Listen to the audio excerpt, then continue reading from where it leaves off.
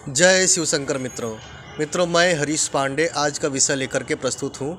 और आज मैं आपको एक सत्य घटना बतलाने जा रहा हूँ एक बालक के संबंध में कि कैसे उसे एक भयंकर प्रेत ने छोड़ने पर विवश हुआ।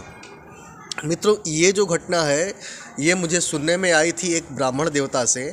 वे मुझे बता रहे थे कि किस प्रकार से इस कलिकाल में भगवान नाम एक परम प्रतापी अस्त्र है जिसके बल से हम कैसी भी मुसीबत हो उसे काट सकते हैं, कैसा भी दुर्भाग्य हो उसे मिटा सकते हैं। मेटत कठिन कुअंक भाल के, भाग्य के कठिन से कठिन अंक भी भगवान के नाम के सहारे से मिट जाते हैं।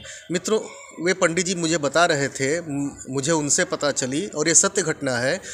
उनके कहने के मुताबिक घटना कुछ यूँ इस प्रकार से थी कि एक बालक था। वो कोचिंग से ये पढ़ने के बाद देर शाम को घर लौटता था। एक दिन क्या हुआ, उसे उसी मार्ग पर, देर शाम का मतलब थोड़ा अंधकार हो चुका था, उसे उसी मार्ग पर किसी के होने की अनुभूति हुई और वो न जाने किन कारणों से वहाँ एक अदृश्य उपस्थिति को महसूस करते हुए थोड़ा भयभीत हो गया और वहीं से वो प्रेत उसके साथ घर तक आ गया। उस बच्चे की एक बहुत बुरी आदत थी। वो जो बच्चा था वो काफ़ी परफ्यूम वगैरह लगा करके जाता था। और मित्रों, कहने का तात्पर्य ये है कि ये जो अत्याधुनिक परफ्यूम है, ये केवल आसुरी शक्तियों को अपनी तरफ आकर्षित करते हैं। इसलिए परफ्यूम का सहारा न लीजिए।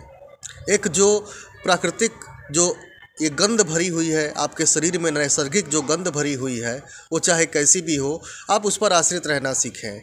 नहीं तो कई बार क्या होता है, इन परफ्यूमों के चलते भूत प्रेत पिशाच पाले पड़ जाते हैं।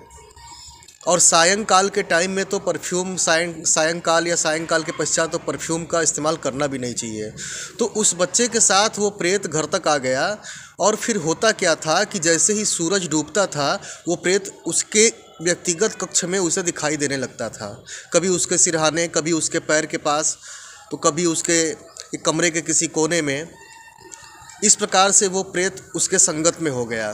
धीरे धीरे बच्चे का स्वास्थ्य गिरता चला गया, बच्चा कृशकाय होता चला गया, आंखें धंसने लगी, गाल धंसने लगे, पढ़ाई लिखाई खाना पीना सभी से उसका मन उचटने लगा। वो गुमसुम और उदास रहने लगा। प्रेत रोगियों की तो आखिर यही मनोदशा होती है। तब घर वाले चिंता में पड़े और वो जगह जगह दौड़ने लगे, ये परेशान होने लगे। मित्रों, होता क्या है कि जब हम भगवान को भूल जाते हैं और भोग विलास में रत हो जाते हैं, तब ईश्वर कोई न कोई ऐसी लीला खेलते हैं जिससे कि आपको उनकी याद आ जाए, आप फिर से उनकी तरफ भागें, दौड़ें। क्योंकि इस जीवात्मा का केवल मूल एक ही उद्देश्य है इस धरती पर आने का। वो क्या है? ईश्वर प्राप्ति करो और मुक्त हो जाओ। इसीलिए महापुरुषों ने कहा है कि ईश्वर के सिवाय कहीं भी मन लगाया तो अंत में पछताना ही पड़ेगा। तो वो परिवार बहुत दौड़ धूप किया, ओझा तांत्रिकों के पास गया, झाड़ फूँक कराया, लेकिन वो प्रेत उसे छोड़ ही नहीं रहा था। एक दिन कोई ब्राह्मण देवता उनके द्वार पर आए। उन्हें जब ये बात पता चली, उनका आवाभगत किया गया, उन्हें जल मिष्ठान वगैरह दिया गया।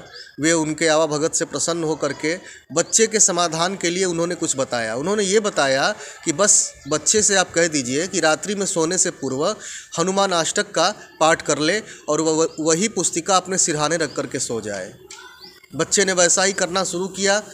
जब फर्स्ट दिन उसने हनुमान अष्टक का जब पाठ किया तो प्रेत दूर खड़ा होकर के काफ़ी खिन्न था, गुस्सा प्रकट कर रहा था।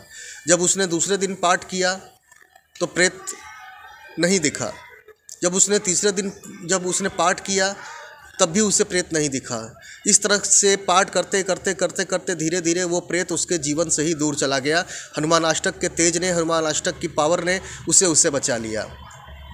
मित्रों, जिनके जीवन में धर्म, कर्म, साधना, मंत्र जप, स्तोत्र पाठ या व्रत उपवास नहीं होता है, उन्हें प्रेत बाधा जल्दी ग्रसित कर लेती है। तो इस कलिकाल में हनुमान जी के इस पाठ में बहुत ही प्रबल शक्ति है। हनुमान अष्टक का पाठ प्रतिदिन हर व्यक्ति को करना चाहिए। कैसी भी ग्रह बाधा हो या प्रेत बाधा हो, उससे आपकी सुरक्षा रहेगी। ठीक है मित्रों, तो आज के लिए बस इतना ही। मुझे आज्ञा दीजिए। जय शिव शंकर।